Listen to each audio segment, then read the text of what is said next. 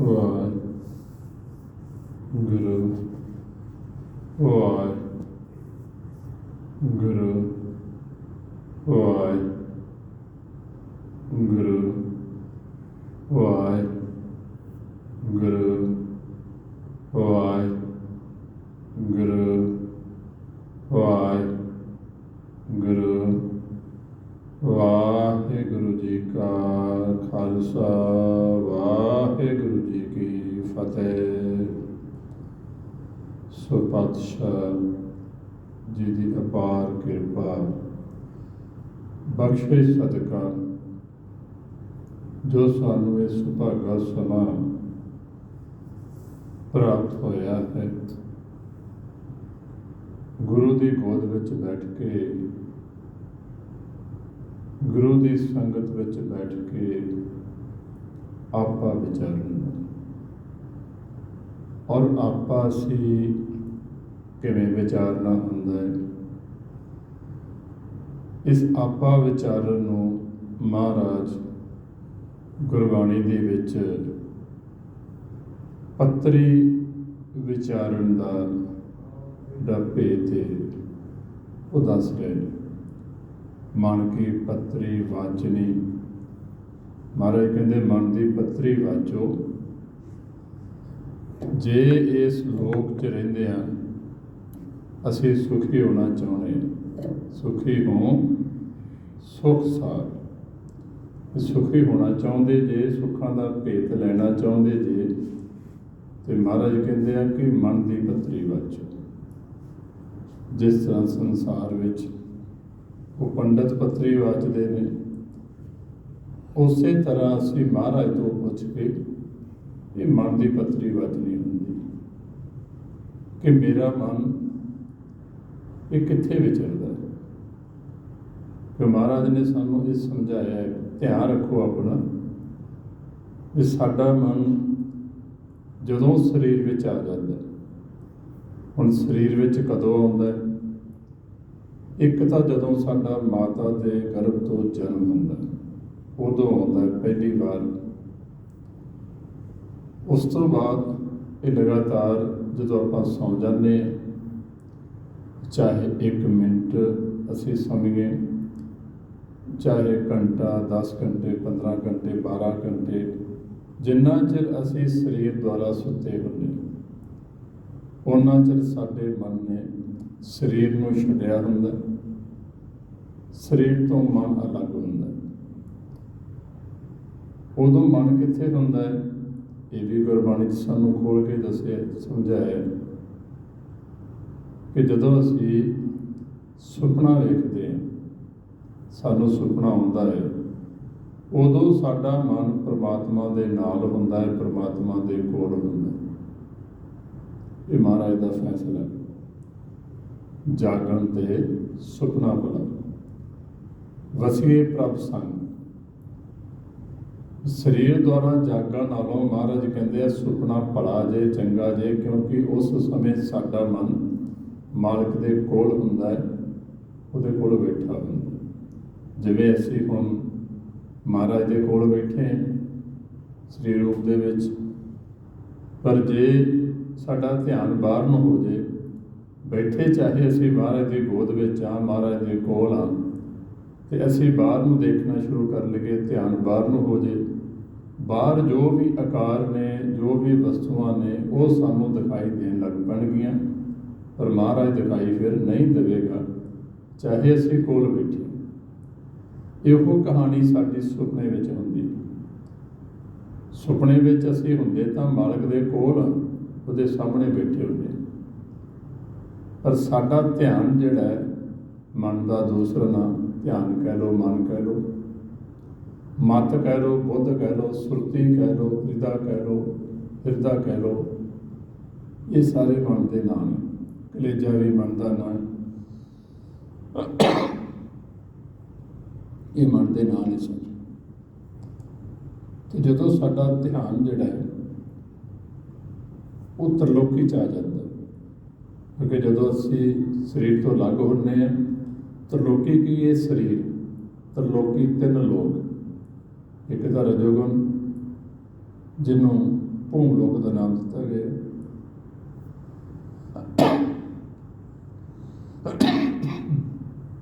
ਇੱਛਾ, ਅਭਿਲਾਸ਼ਾ, ਤ੍ਰਿਸ਼ਨਾ ਦਾ ਨਾਮ ਦਿੱਤਾ ਗਿਆ ਰਜੋਗੁਣ। ਕੋਈ ਜਿਹੜਾ ਰਜੋਗੁਣ ਹੈ, ਜਿਹੜਾ ਮਨ ਇਸ ਰਜੋਗੁਣ 'ਤੇ ਫਸਿਆ ਰਹਿੰਦਾ ਆਖਰੀ ਸਮੇਂ ਤੱਕ, ਇਹ ਰਜੋਗੁਣ ਤੋਂ ਉੱਪਰ ਨਹੀਂ ਉੱਠਦਾ। ਰਜੋਗੁਣ ਛੱਡਣ ਦੀ ਗੱਲ ਨਹੀਂ ਕੀਤੀ ਕਿ ਇਹ ਮਨ ਫਸਿਆ ਰਿਹਾ, ਮਨ ਉੱਪਰ ਨਹੀਂ ਉੱਠਿਆ ਤੇ ਇੱਥੇ ਬੁਲਾਵਾ ਆ ਗਿਆ। ਤੇ ਫਿਰ ਜਿਹੜਾ ਸਾਡਾ ਅਗਲਾ ਜਨਮ ਹੈ, ਸਾਨੂੰ ਭੂਮ ਲੋਕ ਦੇ ਵਿੱਚ ਜਿਹੜਾ ਰੁੱਖ ਬਣ ਕੇ, ਬਨਸਪਤ ਬਣ ਕੇ ਅਸੀਂ ਉੱਗਦੇ ਹਾਂ। ਇਸ ਨੂੰ ਫਿਰ ਭੂਮ ਲੋਕ ਕਿਹਾ ਜਾਂਦਾ, ਤਰਲੋਕੀ ਦਾ ਹਿੱਸਾ। ਜੇ ਸਾਡਾ ਮਨ ਤਮੋਗੁਣ ਦੇ ਵਿਚਾਰਾਂ ਨੂੰ ਨਹੀਂ ਛੱਡਦਾ, ਕਾਮ, ਕ੍ਰੋਧ, ਲੋਭ, ਮੋਹ, ਅਹੰਕਾਰ, ਨਿੰਦਿਆ, ਚੁਗਲੀ, ਦੁਬਦਾ, ਦਵੈਤ, ਈਰਖਾ, ਆਖਰੀ ਸਵਾਸ ਤੱਕ, ਆਖਰੀ ਸਵਾਸ ਤੋਂ ਪਹਿਲਾਂ ਜੇ ਇਹ ਵਿਚਾਰਾਂ ਨੂੰ ਛੱਡ ਗਿਆ ਤਾਂ ਇਹ ਸਾਡਾ ਮਨ ਬਚ ਸਕਦਾ 84 ਲੱਖ ਜੂਨ। ਪਰ ਜੇ ਆਖਰੀ ਸਵਾਸ 'ਤੇ ਵੀ ਇਹਨੇ ਇਹ ਵਿਚਾਰ ਨਾ ਛੱਡੇ, ਫਿਰ ਇਹ ਜਾਂਦਾ ਪਤਾਲ ਲੋਕ ਦੇ ਵਿੱਚ। ਪਾਣੀ ਦੇ ਵਿੱਚ ਰਹਿਣ ਵਾਲੇ ਜੀਵ, ਉਹਨਾਂ 'ਚ ਇਹ ਜਾਂਦਾ ਪਤਾਲ ਲੋਕ ਦਾ ਵਾਸੀ ਬਣਦਾ।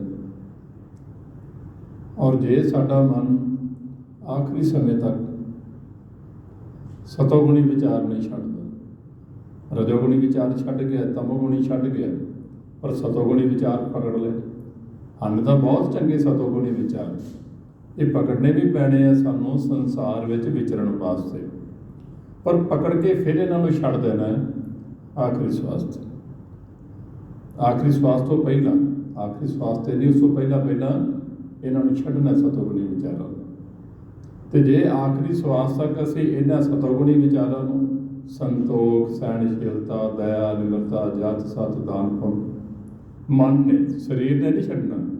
ਜੇ ਮਨ ਨੇ ਨਾ ਛੱਡੇ ਆਖਰੀ ਸਵਾਸ ਤੱਕ ਇਹਨਾਂ ਵਿਚਾਰਾਂ 'ਚ ਰਿਹਾ, ਭਾਵ ਸ਼ਬਦ ਨਹੀਂ ਪਕੜਿਆ, ਫਿਰ ਇਹ ਆਉਂਦਾ ਹੈ ਆਕਾਸ਼ ਲੋਕ 'ਚ ਪੰਛੀ ਬਣ ਕੇ। ਸੋ ਇਹ 3 ਲੋਕ ਨੇ ਜਿਨ੍ਹਾਂ ਨੂੰ ਤਰਲੋਕੀ ਕਿਹਾ। ਅਤੇ ਜੇ ਆਖਰੀ ਸਵਾਸ ਤੋਂ ਪਹਿਲਾਂ ਇਹ ਸਾਡਾ ਮਨ ਇਹ ਸਾਰੇ ਵਿਚਾਰ ਛੱਡ ਗਿਆ, ਰਜੋਗੁਣੀ, ਤਮੋਗੁਣੀ, ਸਤੋਗੁਣੀ, ਕਿਉਂਕਿ ਗੁਰਬਾਣੀ 'ਚ ਇਸੇ ਕਰਕੇ ਫੈਸਲਾ ਕੀਤਾ ਕਿ ਜਿਹੜਾ ਰਜੋਗੁਣੀ ਇਹ ਵਿਚਾਰ ਇਹ ਵੀ ਮਾਇਆ ਨੇ, ਤਮੋਗੁਣੀ ਵਿਚਾਰ ਵੀ ਮਾਇਆ ਤੇ ਸਤੋਗੁਣੀ ਵਿਚਾਰ ਵੀ ਮਾਇਆ। ਰਾਜਗੁਣ, ਤਮਗੁਣ, ਸਤਗੁਣ ਕਹੀਏ ਇਹ ਤੇਰੀ ਸਭ ਮਾਇਆ, ਚੌਥੇ ਪਦ ਕੋ ਜੋ ਨਰ ਚੀਨੈ, ਤਿੰਨ ਹੀ ਪਰਮ ਪਦ ਪਾਇਆ। ਅਸੀਂ ਤਿੰਨਾਂ ਤੋਂ ਉੱਪਰ ਉੱਠਣਾ। ਇਹਨਾਂ ਤਿੰਨਾਂ ਗੁਣਾਂ ਨੂੰ 3 ਬੁਖਾਰ ਕਿਹਾ ਗੁਰਬਾਣੀ 'ਚ। 3 ਬੁਖਾਰ, ਉਹ ਬੁਖਾਰ ਜਿਹੜੇ ਸਾਡੀ ਮੌਤ ਦਾ ਕਾਰਨ ਬਣਦੇ, ਮਨ ਦੀ ਮੌਤ। ਕਿਉਂਕਿ ਪੁਰਾਤਨ ਸਮਿਆਂ ਵਿੱਚ ਬੁਖਾਰਾਂ ਨਾਲ ਵੀ ਬਹੁਤ ਜ਼ਿਆਦਾ ਮੌਤ ਹੁੰਦੀ ਸੀ, ਅੱਜ ਵੀ ਹੁੰਦੀ। ਮਲੇਰੀਆ, ਡੇਂਗੂ, ਇਹੋ ਜਿਹੇ ਬੁਖਾਰ ਜਿਹੜੇ ਆ, ਹੋਰ ਵੀ ਕਈ ਨੇ, ਮੌਤ ਹੋ ਜਾਂਦੀ ਬੁਖਾਰ ਨਾਲ। ਇਸੇ ਤਰ੍ਹਾਂ ਸਾਡੇ ਮਨ ਦੀ ਮੌਤ ਇਹਨਾਂ 3 ਬੁਖਾਰਾਂ ਨਾਲ ਹੁੰਦੀ। ਅਤੇ ਮਹਾਰਾਜ ਕਹਿੰਦੇ ਤੀਨੇ ਤਾਪ ਨਿਵਾਰਨ ਹਾਰਾ। ਜਿਹੜਾ ਮਹਾਰਾਜ ਉਹ 3 ਤਾਪ ਖਤਮ ਕਰ ਦਿੰਦਾ, 3 ਤਰ੍ਹਾਂ ਦੇ, ਰਜੋਗੁਣੀ, ਤਮੋਗੁਣੀ, ਸਤੋਗੁਣੀ। ਪਰ ਕਿਹਨਾਂ ਦੇ ਹੁੰਦੇ ਆ? ਜਿਹੜੇ ਮਹਾਰਾਜ ਨਾਲ ਜੁੜ ਗਏ। ਅਤੇ ਮਹਾਰਾਜ ਕੀ ਹੈ? ਸ਼ਬਦ। ਮਹਾਰਾਜ ਸ਼ਬਦ ਹੈ। ਇਹ ਵੱਖਰੀ ਗੱਲ ਹੈ, ਸੰਸਾਰ ਦੇ ਵਿਚਰਨ ਲਈ ਸਾਨੂੰ ਸਤੋਗੁਣ ਦਾ ਆਸਰਾ ਲੈਣਾ ਪੈਣਾ। ਜਿਵੇਂ ਆਪਾਂ ਮੰਜ਼ਿਲ 'ਤੇ ਪਹੁੰਚਣ ਲਈ ਸਾਧਨ ਦਾ ਆਸਰਾ ਲੈਂਦੇ ਹਾਂ, ਪਰ ਮੰਜ਼ਿਲ 'ਤੇ ਜਾ ਕੇ ਸਾਧਨ ਨੂੰ ਛੱਡਣਾ ਪੈਂਦਾ। ਅਤੇ ਜੇ ਸਾਧਨ ਤੋਂ ਨਾ ਉਤਰਾਂਗੇ ਮੰਜ਼ਿਲ 'ਤੇ ਫਿਰ ਨਹੀਂ ਜਾ ਸਕਦੇ। ਉਹ ਸਾਧਨ ਤਾਂ ਘੁੰਮ ਕੇ ਵਾਪਸ ਆ ਜਾਓ ਨਾ। ਗੱਡੀ ਹੈ, ਬੱਸ ਹੈ, ਜਹਾਜ਼ ਹੈ, ਜੇ ਆਪਾਂ ਆਪਦੇ ਸਟੇਸ਼ਨ 'ਤੇ ਜਾ ਕੇ ਉਸ ਸਾਧਨ ਤੋਂ ਨਹੀਂ ਉਤਰੇ, ਉਹਨੇ ਤਾਂ ਘੁੰਮ ਕੇ ਫਿਰ ਵਾਪਸ ਉੱਥੇ ਹੀ ਆ ਜਾਣਾ ਜਿੱਥੋਂ ਚੱਲਿਆ ਸੀ।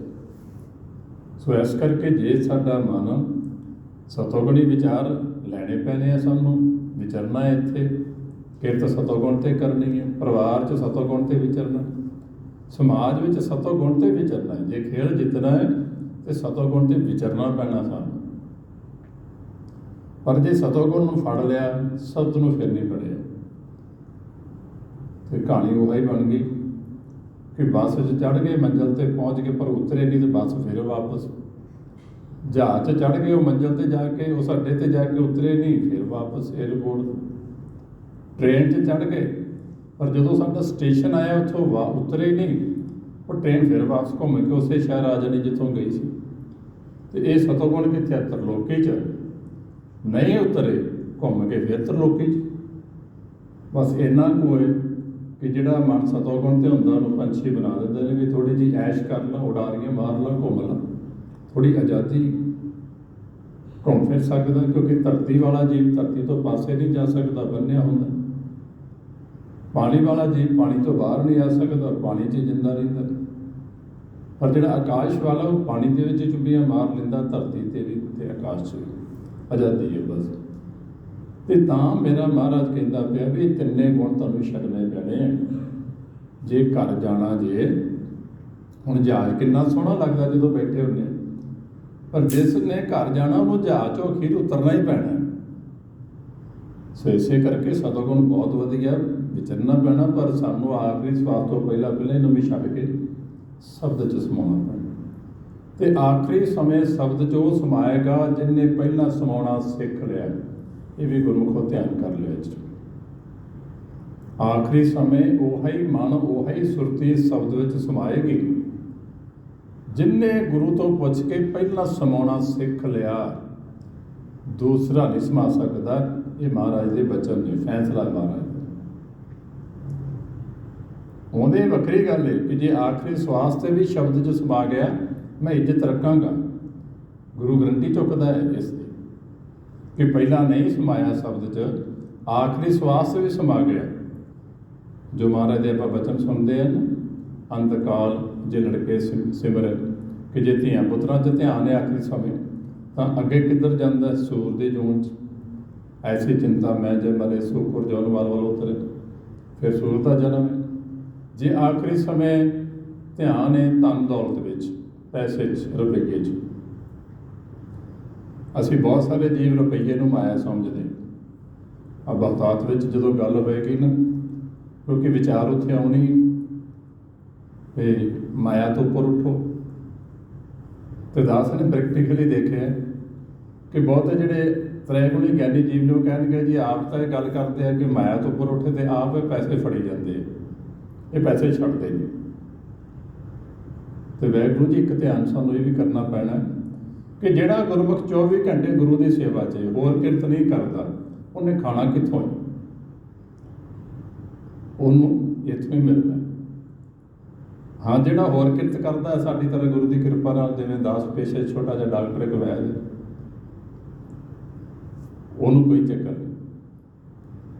जिहड़ा कोई किरत करता दिहाड़ी खेती नौकरी व्यापार, पर जिहदी किरत ही हो, जिन्हें 24 घंटे गुरु की सेवा 'ਚ हाज़र है ना, उन्हें फिर खाना भी गुरु को ही, और कितों खाएगा? माया कली रुपये पैसे नहीं। इसे करके गुरबाणी 'ਚ इस रुपये पैसे को लक्ष्मी कह के पासे करता है। लक्ष्मी कहता है माया की है जो असी ये नेत्रां नाल देखते पे। अस्थूल माया जिहड़ी दो तरह की माया, अस्थूल माया जिहड़ी दिखाई देने वाली, जो सानू नेत्रां नाल दिस रही है, भाव जिन्ने भी आकार आपां बिल्डिंगां महल माड़ियां रुख बनस्पत कीड़ी तो लैके हाथी तक जिन्ने आकार देखते हैं। कीड़ी तो छोटे आकार भी बहुत ने, वो एक आम अपनी गल बन गई कि कीड़ी तो हाथी तक। बहुत सारे आकार कीड़ी तो छोटे ने, बहुत सारे आकार जिहड़े आपां सीधी अख नाल नहीं वेख सकते, वो दूरबीन नाल खुरदबीन नाल वेखदे, वो भी आकार ही ने। ये जिन्ने भी आकार ने, ये सारे आकार माया ने। ये गुरबाणी का फैसला है। ये काल दे वास ने, खंड पताल देव और लोहा सब काले कै बस आप प्रभ कीया। इस तो बाद आउंदी सूखम माया। अस्थूल ते सूखम दो तरह की माया। सूखम किहड़ी? आ विचार फुरने संस्थे, जिन्हां दे आपां विचार कर रहे हैं। रजोगुणी इच्छा अभिलाषा तृष्णा संशय चिंतावां, तमोगुणी काम क्रोध लोभ मोह अहंकार निंदिया चुगली झगड़े दुविधा द्वैत ईर्खा, और तम सतोगुणी संतोख सहनशीलता दया निम्रता जत सत दान। सो ये माया ਤੇ ਮਹਾਰਾਜ ਆ ਮਾਇਆ ਦੀ ਗੱਲ ਕਰਦੇ ਪਏ ਕਿ ਜੇ ਧਿਆਨ ਧੀਆਂ ਪੁੱਤਰਾਂ 'ਚ ਹੋਇਆ ਤੇ ਸੂਰ ਦਾ ਜਨਮ, ਤੇ ਜੇ ਆਖਰੀ ਸਮੇਂ ਧਿਆਨ ਰੁਪਈਏ 'ਚ ਹੋਇਆ, ਇਹ ਲక్ష్ਮੀ 'ਚ ਹੋਇਆ, ਫਿਰ ਅਗਲਾ ਜਨਮ ਸੱਪ ਦਾ। ਇਹ ਨਹੀਂ ਕਿਹਾ ਕਿ ਇਹ ਲక్ష్ਮੀ ਕਮਾਉਣੀ ਛੱਡ ਦਿਓ, ਕਮਾਉਣ ਤੋਂ ਨਹੀਂ ਮਹਾਰਾਜ ਨੇ ਰੋਕਿਆ, ਸਿਰਫ ਧਿਆਨ ਰੋਕਿਆ ਕਿ ਇਹਨਾਂ ਚੀਜ਼ਾਂ 'ਚ ਧਿਆਨ ਨਾ ਹੋਵੇ।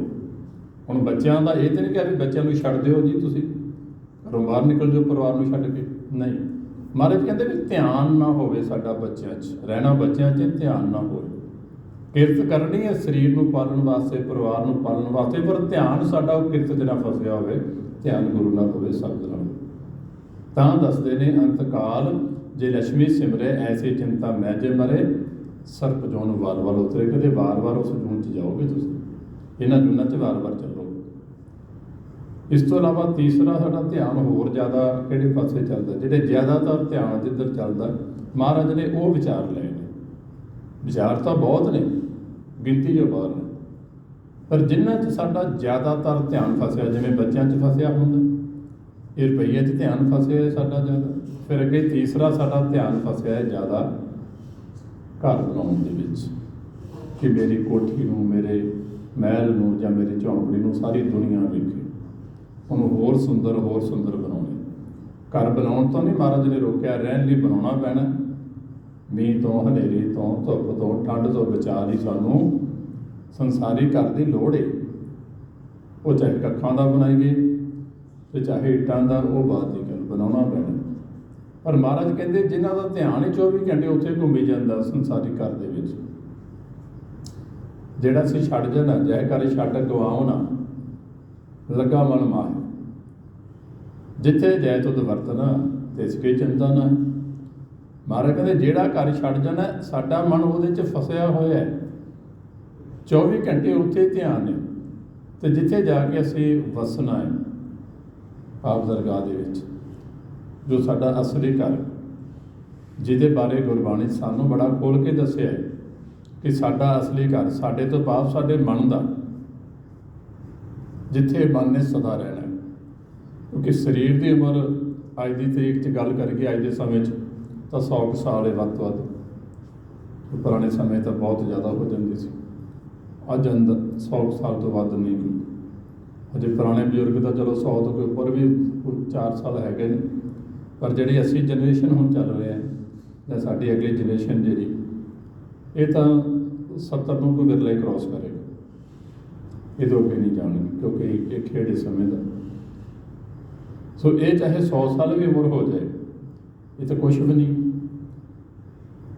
ਤੇ ਮਨ ਦਾ ਜਨਮ ਤਾਂ ਪਤਾ ਨਹੀਂ ਕਦੋਂ ਕਦਾ ਹੋਇਆ, ਕਿੰਨੀ ਕੋਈ ਦੀ ਉਮਰ ਹੈ, ਕਿੰਨਾ ਚਿਰ ਇਹਨੇ ਜਿੰਦਾ ਰਹਿਣਾ ਹੈ, ਇਹਦਾ ਤਾਂ ਪਤਾ ਹੀ ਨਹੀਂ। ਤਾਂ ਇਸ ਕਰਕੇ ਮਹਾਰਾਜ ਇੱਥੇ ਸਮਝਾਉਂਦੇ ਨੇ, ਕਹਿੰਦੇ ਜਿਹੜਾ ਤਾਣੇ ਨਾ, ਇਹ ਤਾਂ ਅੱਖਾਂ ਦੀ ਕੁੱਲੀ ਵਿੱਚ ਵੀ ਗੁਜ਼ਾਰਾ ਕਰ ਸਕਦਾ, ਪਰ ਮਨ ਦਾ ਨਹੀਂ ਸਰਨਾ। ਉਦਾਹਰਨਾਂ ਦਿੱਤੀਆਂ ਨਾ ਮਹਾਰਾਜ ਨੇ, ਮਾਰ ਕੰਡੇ ਕੋ ਅਧਿਕਾਈ ਤ੍ਰਿੰਦਨ ਮੂਡ ਬੁਲਾਈ। ਅਸੀਂ ਤਾਂ ਲੈ 'ਚ ਗੁਰਬਾਣੀ ਨੂੰ ਪੜ੍ਹ ਲੈਂਦੇ ਹਾਂ, ਪੜ੍ਹਨੀ ਵੀ ਲੈ 'ਚ, ਕਿਉਂਕਿ ਰਾਗਾਂ 'ਚ ਲਿਖੀ ਗੁਰਬਾਣੀ, ਉਸ ਰਾਗ 'ਚ ਪੜ੍ਹਨੀ ਹੈ।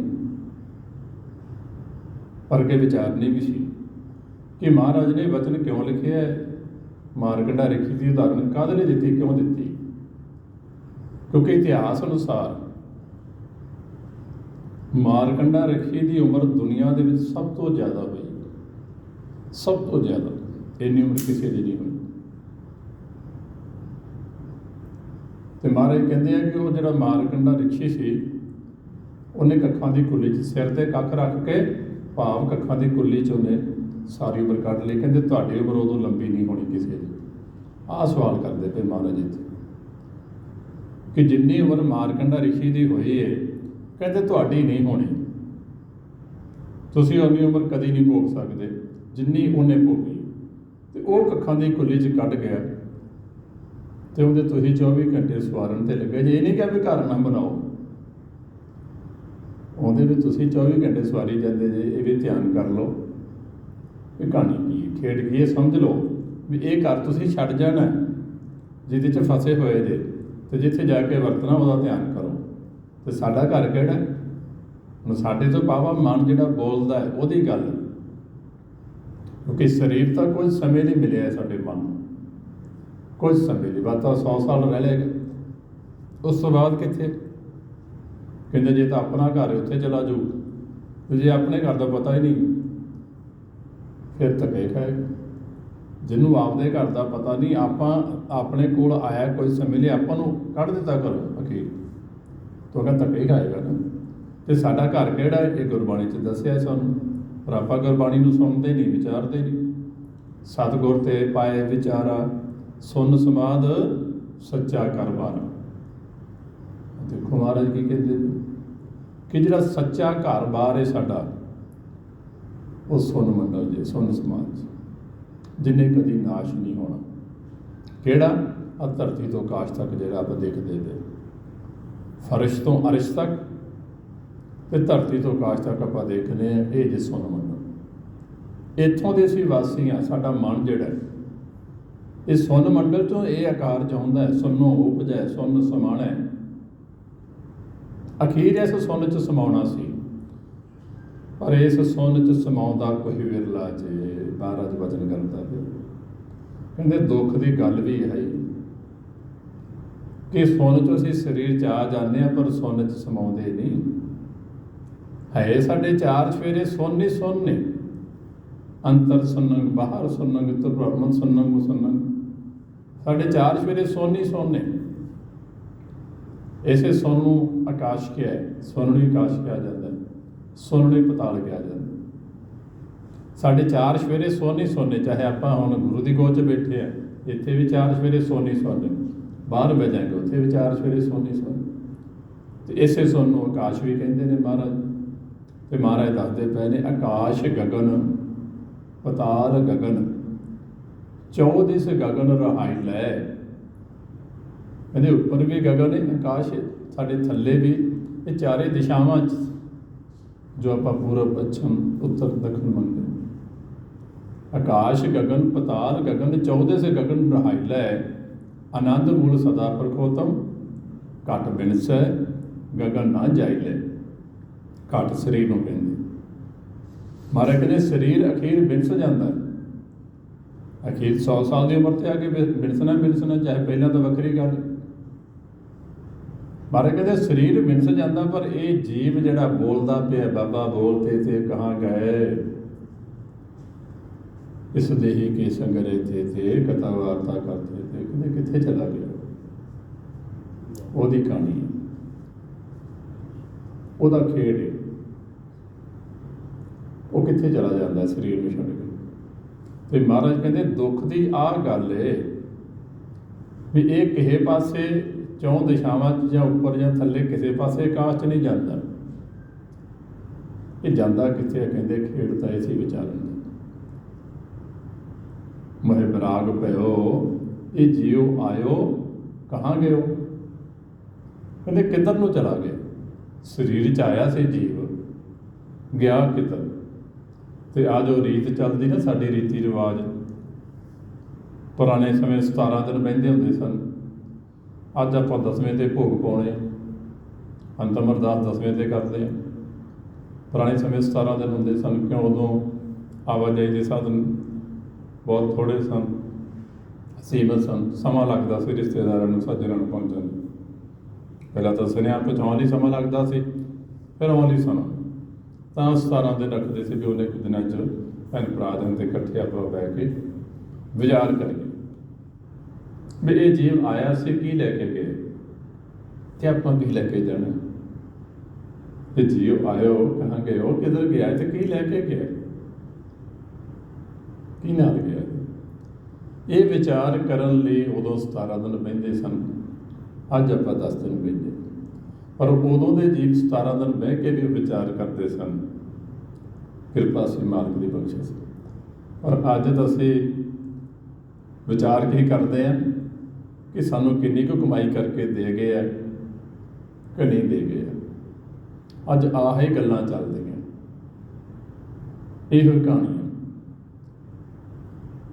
होर गुरबाणी वाले पासे किसी का कोई ध्यान नहीं होता, वो तो गुरु का वजीर पाठ करी जाता, असीं सारा टब्बर आया गया की सेवा च ही हुंदे, चाहे खुशी का चाहे गमी का कोई फर्क नहीं रह गया।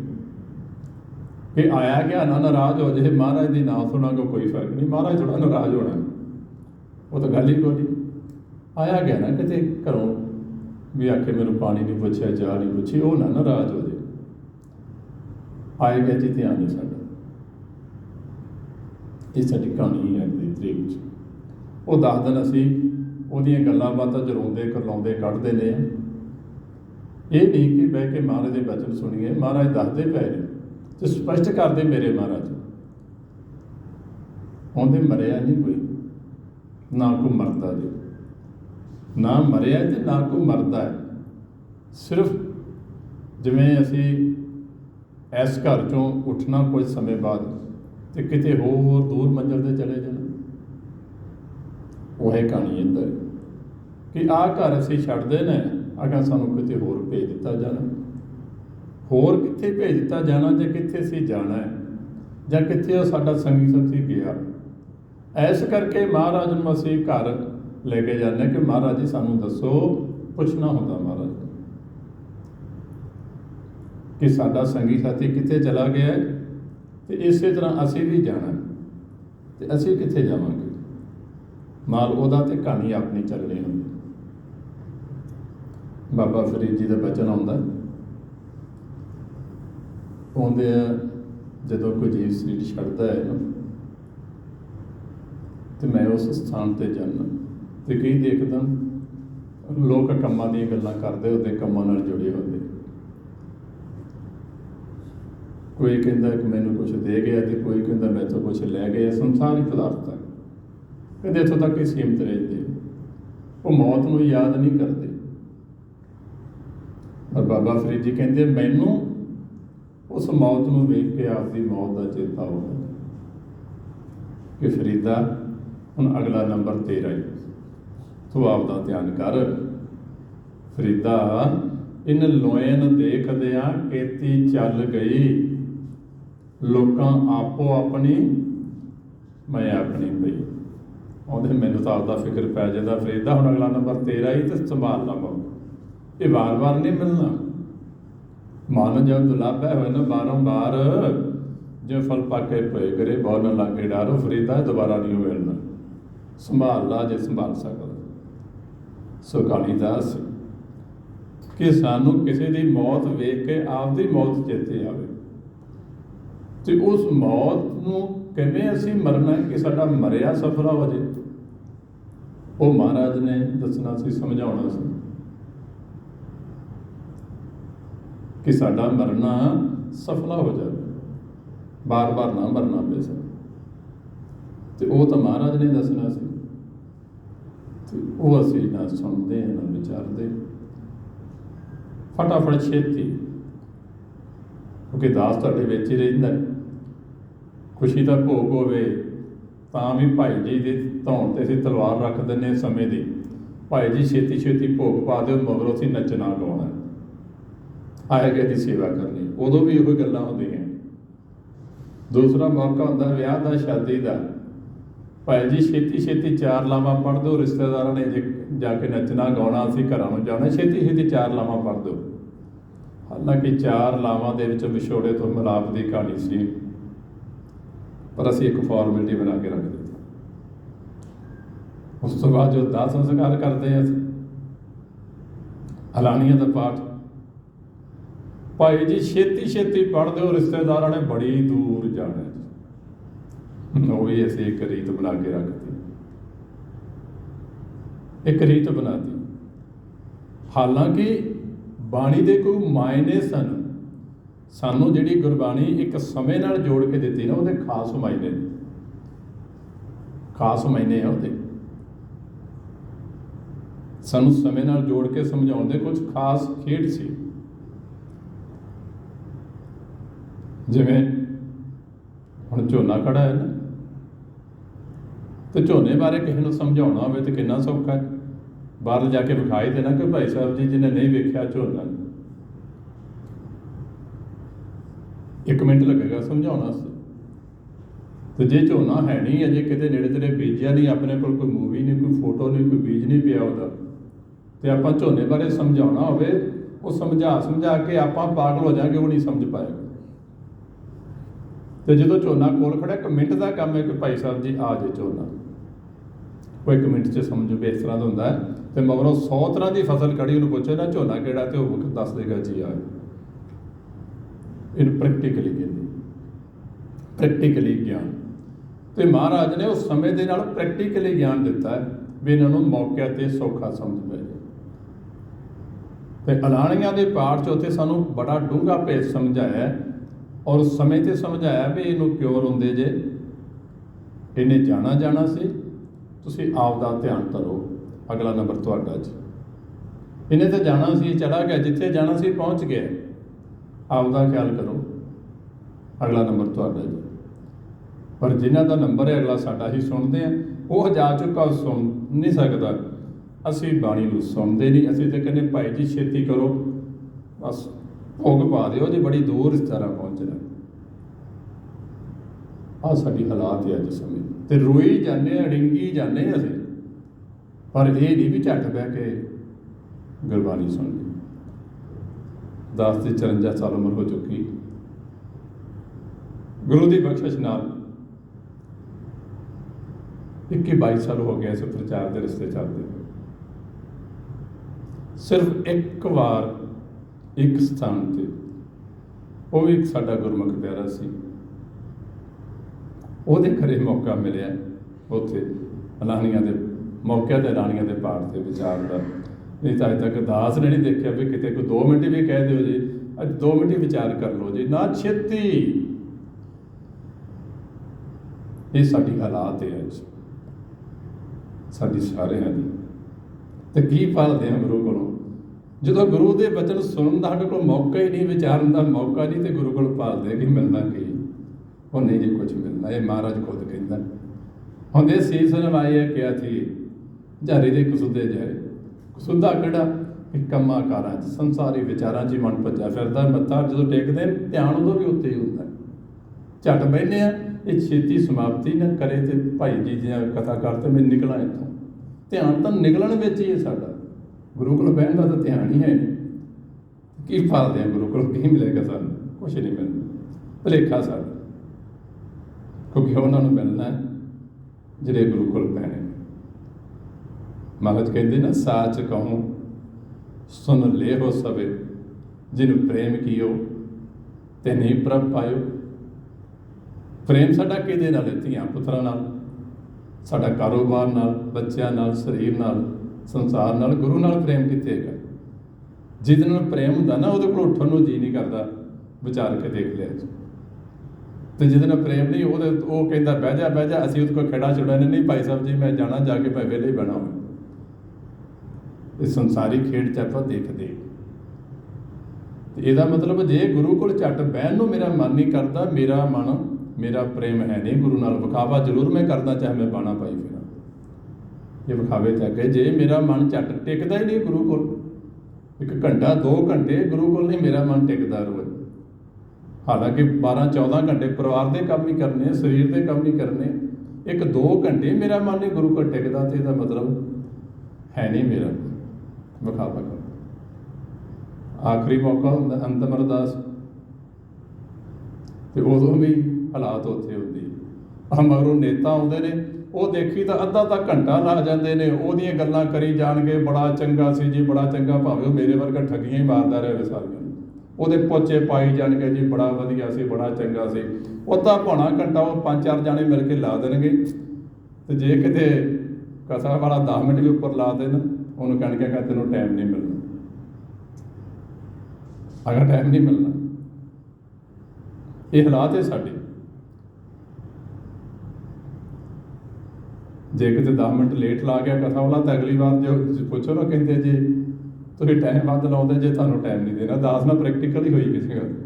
ਮੋਗੇ ਸ਼ਹਿਰ 'ਚ ਗੁਰੂ ਘਰ ਵਿਚਾਰ ਬੜੀ ਡੂੰਘੀ ਸੀ, ਹੈਡ ਬੜਾ ਡੂੰਘਾ ਸੀ, 10 ਮਿੰਟ ਵੱਧ ਲੱਗ ਗਏ ਵਿਚਾਰ ਕਰਦੇ। ਵਿਚਾਰ ਉਸ ਤੋਂ ਬਾਅਦ ਮਾਫੀ ਵੀ ਮੰਗੀ ਸੰਗਤਾਂ ਤੋਂ, ਵੀ ਗੁਰੂ ਕੋਲ ਇਹ ਪੁਆਇੰਟ ਬੜਾ ਡੂੰਘਾ ਸੀ, ਟਾਈਮ ਵੱਧ ਲੱਗ ਗਿਆ, ਮਾਫੀ ਮੰਗੀ। ਚਲੋ ਉਦੋਂ ਤਾਂ ਕੋਈ ਗੱਲ ਨਹੀਂ ਬਾਤ ਹੋਈ। ਉਦੋਂ ਸਾਲ ਬਾਅਦ, ਜਿਵੇਂ ਇੱਥੇ ਹੁਣ ਸਾਲ ਬਾਅਦ ਆਏ, ਦਾਸ ਇਹ ਗਿਆ, ਕਿਉਂਕਿ ਉੱਥੇ ਵਾਕਫੀ ਸੀ ਮੇਰੀ ਹੈਗੀ ਕੁਛ ਪਰਿਵਾਰ ਗੁਰਮੁਖਾਂ ਨਾਲ, मैं वाहिगुरू जी समा चाहिए जी इस तरह। तो गुरु का वजीर समेत वो 3-4 जने सिंह ਜਿਹੜੇ ਮੈਨੂੰ ਜਾਣਦੇ ਸੀ ਕਹਿੰਦੇ ਸੀ ਪਿਛਲੀ ਵਾਰੀ ਤੁਸੀਂ ਟਾਈਮ ਵੱਧ ਲਾਇਆ, ਐਤਕੀ ਤੁਹਾਨੂੰ ਟਾਈਮ ਨਹੀਂ ਦੇਣਾ। ਮੈਂ 7 ਵਚਨ ਭਲਿਓ ਨਹੀਂ ਮੰਗਦੇ, ਪਰ ਮੈਨੂੰ ਇੱਕ ਸਵਾਲ ਦਾ ਜਵਾਬ ਦੇ ਦਿਓ। ਤੁਹਾਨੂੰ ਸਾਰਿਆਂ ਨੂੰ ਇਹ ਤਾਂ ਯਾਦ ਹੈ ਕਿ 10 ਮਿੰਟ ਮੈਂ ਵੱਧ ਲਾਏ ਸੀ ਤੇ ਤੁਸੀਂ ਟਾਈਮ ਨਹੀਂ ਦੇ ਰਹੇ, ਪਰ ਉਹ ਜਿਹੜੀ ਸਵਾ ਘੰਟਾ ਵਿਚਾਰ ਹੋਈ ਸੀ, ਮੈਨੂੰ ਉਹਦੇ 'ਚ ਇੱਕ ਵਚਨ ਹੀ ਸੁਣਾ ਦਿਓ ਜੋ ਦੱਸਦੇ ਰਹੇ ਗੁਰੂ ਪਾਤਸ਼ਾਹ ਨੇ ਤੁਹਾਨੂੰ ਸੁਣਾਇਆ ਸੀ, ਮੈਨੂੰ ਇੱਕ ਵਚਨ ਸੁਣਾ ਦਿਓ। ਉਹ ਕੋਈ ਪਤਾ ਨਹੀਂ। ਆਹ ਸਾਡੀ ਹਾਲਾਤ ਅੱਜ ਇੱਥੋਂ ਤੱਕ ਸਾਡਾ ਮਨ ਨਿੱਘਰ ਚੁੱਕਾ। ਫਿਰ ਭਾਲਦੇ ਆ ਗੁਰੂ ਤੋਂ ਖੁਸ਼ੀਆਂ,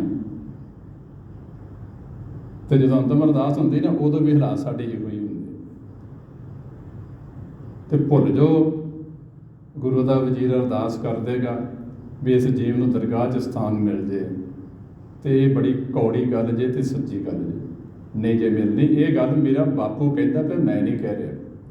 ਬੇਨੀ ਕਹੇ ਸੁਨੋ ਰੇ ਭਗਤੋ, ਮਰਨ ਮੁਕਤ ਕਿਨ ਪਾਈ ਹੈ। ਕਹਿੰਦੇ ਦੱਸੋ ਠੇਕੇ ਕਿੰਨੇ ਮਰਨ ਤੋਂ ਮੁਕਤੀ ਪਾਈ ਹੈ? ਕਿਸੇ ਨਹੀਂ ਪਾਈ। ਜਿੰਨੇ ਵੀ ਪਾਈ ਗਏ ਜਿਉਂਦੇ ਜੀ 36 ਮਹਾਂਪੁਰਖ ਸਾਨੂੰ ਬੋਲ ਕੇ ਦੱਸਦੇ ਪਏ ਨੇ। 36 ਦੀ 40 ਦੇ 4 ਗੁਰੂ ਸਾਹਿਬ ਜਿਨ੍ਹਾਂ ਦੀ ਬਾਣੀ ਨਹੀਂ, ਉਹ ਵੀ ਵਿੱਚ ਹੀ ਨੇ, ਭੁਲੇਖਾ ਨਾ ਸਮਝਿਆ ਜੀ। ਉਹ ਕੁਝ ਕਾਰਨ ਸਾਨੂੰ ਮਾਰਗ ਜਾਣ ਦਾ ਆਪਾਂ ਨਹੀਂ ਉਹਦੇ ਉੱਤੇ ਵਿਚਾਰ ਕਰ ਸਕਦੇ। ਇਹ 40 ਮਹਾਂਪੁਰਖ ਜਿਹੜੇ ਸਾਨੂੰ ਬੋਲ ਕੇ ਦੱਸਦੇ ਪਏ, ਜਿਨ੍ਹਾਂ ਜਿਉਂਦੇ ਜੀ ਜਿਹੜੇ ਆਪ ਮੁਕਤ ਹੋਏ ਨੇ, ਆਪ ਮੁਕਤ ਕਰੇ ਸੰਸਾਰ, ਨਾਨਕ ਤਿਸ ਜਨ ਕੋ ਸਦਾ ਸਦਾ ਨਮਸਕਾਰ।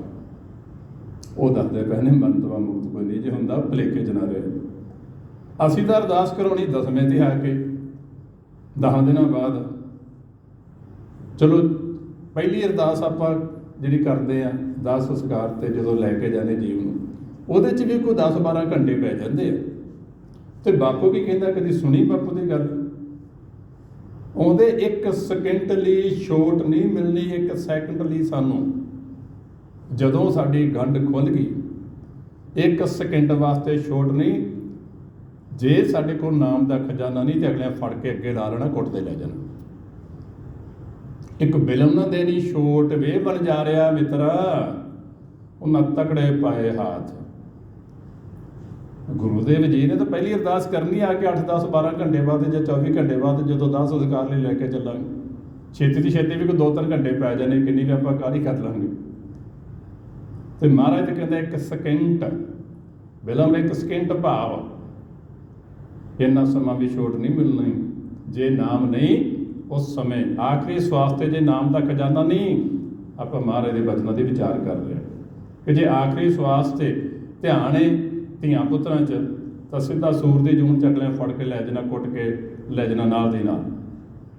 ਜੇ ਧਿਆਨ ਹੈ ਸਾਡਾ ਪੈਸੇ 'ਚ, ਉਹਨਾਂ ਨੇ ਸਿੱਧਾ ਸੱਪ ਦੀ ਜੂਨ 'ਚ ਕੁੱਟ ਕੇ ਹਿਸਾਬ ਕਰਕੇ ਤੇ ਤੋੜ ਦੇਣਾ। ਉਹਨਾਂ ਸਮਾਂ ਤਾਂ ਮੌਕਾ ਹੀ ਨਹੀਂ ਮਿਲਣਾ ਜਦੋਂ ਤੱਕ ਜਾ ਕੇ ਸਾਡੀ ਪਹਿਲੀ ਅਰਦਾਸ ਹੋਣੀ ਹੈ, ਉਦੋਂ ਤੱਕ ਤਾਂ ਮੌਕਾ ਹੀ ਨਹੀਂ ਮਿਲਣਾ। ਉਦੋਂ ਪਹਿਲਾਂ ਤਾਂ ਅਗਲਾ ਤੋੜ ਦੇਣਾ ਹੈ, ਬੰਨ ਦੇਣਾ ਹੈ। ਉਦੋਂ ਬਾਅਦ ਤਾਂ ਇੰਨਾ ਮੌਕਾ ਨਹੀਂ ਮਿਲਣਾ, ਭੁਲੇਖੇ 'ਚ ਨਾ ਰਹਿ ਗਏ ਅਸੀਂ ਕਿਤੇ। ਤੇ ਜੇ ਧਿਆਨ ਹੋਇਆ ਘਰ ਦੇ ਵਿੱਚ ਤੇ ਪ੍ਰੇਤ ਦੀ ਜੂਨ ਨੇ, ਅੰਤਕਾਲ ਜੇ ਮੰਦਰ ਸਿਮਰੇ ਐਸੀ ਚਿੰਤਾ ਮੈਂ ਜੇ ਮਰੇ, ਪ੍ਰੇਤ ਜੋ ਮਨ ਵੱਲ ਉਤਰੇ ਉਧਰ ਤੋੜ ਦੇਣਾ। ਇੱਧਰ ਨਹੀਂ ਤੇ ਚੌਥਾ ਫੁਰਨਾ ਹੈ ਇਸਤਰੀ ਪੁਰਖ ਦਾ ਇੱਕ ਦੂਸਰੇ। ਜੇ ਇਹਦੇ 'ਚ ਤਾਂ ਮਹਾਰਾਜ ਕਹਿੰਦੇ ਵੇਸ਼ਵਾ ਦੀ ਜੂਨ 'ਚ ਨਾ ਤੋੜ ਦੇਣਾ। ਅੰਤਕਾਲ ਜੇ ਇਸਤਰੀ ਸਿਮਰੇ ਐਸੀ ਚਿੰਤਾ ਮੈਂ ਜੇ ਮਰੇ, ਵੇਸ਼ਵਾ ਜੋ ਮਨ ਵੱਲ ਉਤਰੇ। ਇਹ 4 ਫੁਰਨੇ ਸਾਡੇ ਜ਼ਿਆਦਾ ਦ੍ਰਿੜ ਨੇ। ਇਹ 4 ਵਿਚਾਰ ਤਾਂ ਹੋਰ ਵੀ ਬਹੁਤ ਨੇ। ਜੇ ਆਖਰੀ ਸਮੇਂ ਕੋਈ ਫਲ ਖਾਣ ਦੀ ਇੱਛਾ ਬਣ ਗਈ ਤੇ ਕੀੜਾ ਬਣ ਕੇ ਉਹ ਫਲ ਖਾਵਾਂਗੇ। ਬੜੀਆਂ ਸਾਖੀਆਂ ਬਸ ਸੁਣਦੇ ਆ। ਸੋ ਇਹ ਵਿਚਾਰਨ ਦਾ ਵਿਸ਼ਾ ਸਾਡੇ ਵੀ ਇੰਨਾ ਮੌਕਾ ਤਾਂ ਮਿਲਣਾ ਹੀ ਨਹੀਂਗਾ ਕਿ ਮੋਹਰੋਂ ਗੁਰੂ ਦਾ ਵਜ਼ੀਰ ਸਾਡੇ ਲਈ ਅਰਦਾਸ ਕਰੇ ਕਿ ਇਹਨੂੰ ਦਰਗਾਹ ਥਾਂ ਮਿਲ ਜੇ। ਉਦੋਂ ਪਹਿਲਾਂ ਤਾਂ ਸਾਨੂੰ ਅਗਲੇ ਨੇ ਬੰਨ੍ਹ ਦਿੱਤਾ, ਉਹਨਾਂ ਤੋੜ ਦਿੱਤਾ। ਉਹ ਤਾਂ ਇੱਕ ਅਸੀਂ ਸੰਸਾਰੀ ਆਪਦੀ ਇੱਕ ਰੀਤ ਕਹਿ ਲਓ ਪੂਰੀ ਕਰ ਲੈਂਦੇ, ਵਰਨਾ ਦਰਗਾਹ 'ਚ ਥਾਂ ਨਹੀਂ। ਇਹ ਇੱਕ ਅਲੱਗ ਖੇਡ ਜ਼ਰੂਰ ਹੈਗਾ ਥੋੜ੍ਹਾ ਜਿਹਾ ਕਿ ਜੇ ਅਸੀਂ ਗੁਰਬਾਣੀ ਨੂੰ ਧਿਆਨ ਨਾਲ ਸੁਣਦੇ ਹਾਂ, ਪਰਿਵਾਰ ਦੇ ਮੈਂਬਰ ਸੰਗੀ ਸਾਥੀ ਗੁਰਬਾਣੀ ਦਾ ਪਾਠ ਸੁਣਦੇ ਹਾਂ, ਸਿਮਰਨ ਕਰਦੇ ਹਾਂ, ਗੁਰਬਾਣੀ ਦੀ ਵਿਚਾਰ ਸੁਣਦੇ ਹਾਂ, 10 ਦਿਨ ਸੁਣੀਏ, 17 ਦਿਨ ਸੁਣੀਏ, ਜਾਂ ਜਿੰਨਾ ਚਿਰ ਵੀ ਸੁਣ ਕੇ ਉਹ ਅਸੀਂ ਅਰਦਾਸ ਬੇਨਤੀ ਕਰਕੇ ਮਹਾਰਾਜ ਅੱਗੇ ਕਿ ਪਾਤਸ਼ਾਹ ਸਾਡੀ ਪੜ੍ਹੀ ਸੁਣੀ ਬਾਣੀ ਦਾ ਇਸ ਕੀਤੇ ਸਿਮਰਨ ਦਾ ਫਲ ਉਸ ਜੀਵ ਨੂੰ ਮਿਲ ਜੇ। ਉਹ ਇੰਨਾ ਕੁ ਫਲ ਉਹਨੂੰ ਜ਼ਰੂਰ ਮਿਲਦਾ ਕਿ ਕੁਝ ਸਮੇਂ ਲਈ ਉਹਨੂੰ ਅੰਮ੍ਰਿਤ ਰਸ ਖੁਰਾਕ ਮਿਲਦੀ ਉਹਦੇ ਵਿੱਚ, ਪਰ ਉਹ ਮੁਕਤ ਨਹੀਂ ਹੋ ਸਕਦਾ। ਇਹ ਮਨ ਚੋਂ ਭੁਲੇਖੇ ਕੱਢ ਦਿਓ। ਦਰਗਾਹ 'ਚ ਥਾਂ ਨਹੀਂ ਮਿਲਣੀ ਉਹਨੂੰ, ਕਿਉਂਕਿ ਇਹ ਬਾਣੀ ਦਾ ਫੈਸਲਾ ਹੈ। ਦਰਗਾਹ 'ਚ ਜਿਹਨੂੰ ਵੀ ਥਾਂ ਮਿਲਣੀ ਹੈ, ਜਿਉਂਦੇ ਜੀ ਮਿਲਣੀ। ਇਹ ਮਹਾਰਾਜ ਦੇ ਬਚਨ ਨੇ। ਆਉਂਦੇ ਤੈਨੂੰ ਇੱਕ ਵਾਰੀ ਉੱਥੇ ਪਹੁੰਚਣਾ ਪੈਣਾ ਮਰ ਕੇ। ਜਿਉਂਦੇ ਜੀ ਸਰੀਰ ਦੇ ਹੁੰਦੇ ਆ, ਮਨ ਨੇ ਮਰ ਕੇ ਜਾਣਾ, ਸਰੀਰ ਨੇ ਨਹੀਂ ਮਰਨਾ। ਸਰੀਰ ਨੇ ਤਾਂ ਜਦੋਂ ਆਖਰੀ ਸਵਾਸ ਆਇਆ ਉਦੋਂ ਮਰਨਾ। ਇਹ ਬਚਨ ਮੇਰੇ ਪਾਤਸ਼ਾਹ ਕਰਦੇ ਨੇ। ਮੋਇਆ ਜਿਤ ਕਰ ਜਾ ਵੀ ਗਏ ਤਿਤ ਜੀਵ ਦਿਆ ਮਰ ਮਾਰ, ਕਿ ਜਿੱਥੇ ਅਸੀਂ ਮਰ ਕੇ ਜਾਣਾ ਹੈ, ਮਹਾਰਾਜ ਕਹਿੰਦੇ ਜਿਉਂਦੇ ਜੀ ਇੱਕ ਵਾਰੀ ਪਹੁੰਚੋ। ਫਿਰ ਉਸ ਸਥਾਨ ਦੀ ਸਾਨੂੰ ਨਿਸ਼ਾਨੀ ਦੱਸਦੇ ਪਏ ਨੇ ਅਗਲੇ ਪਾਸੇ। ਨਿਸ਼ਾਨੀ ਕੀ ਹੈ? ਪਤਾ ਲੱਗ ਜੇ ਉਹੀ ਸਥਾਨ ਆ ਗਏ। ਜਿਵੇਂ ਆਪਾਂ ਕਈ ਵਾਰ ਨਵੇਂ ਸਥਾਨ 'ਤੇ ਜਾਣਾ ਹੁੰਦਾ ਹੈ, ਜਿੱਥੇ ਆਪਾਂ ਕਦੇ ਨਹੀਂ ਗਏ, ਅਤੇ ਜਿਹੜਾ ਉੱਥੇ ਗਿਆ ਹੁੰਦਾ ਉਹਨੂੰ ਆਪਾਂ ਪੁੱਛਦੇ ਹਾਂ, ਭਾਈ ਸਾਹਿਬ ਜੀ ਫਲਾਣੇ ਸਥਾਨ 'ਤੇ ਜਾਣਾ, ਮੈਨੂੰ ਉਹਦੀਆਂ ਨਿਸ਼ਾਨੀਆਂ ਦੱਸ ਦਿਓ ਕਿ ਸੌਖਾ ਰਹੇ, ਮੈਨੂੰ ਸੌਖਾ ਹੋ ਜਾਏ।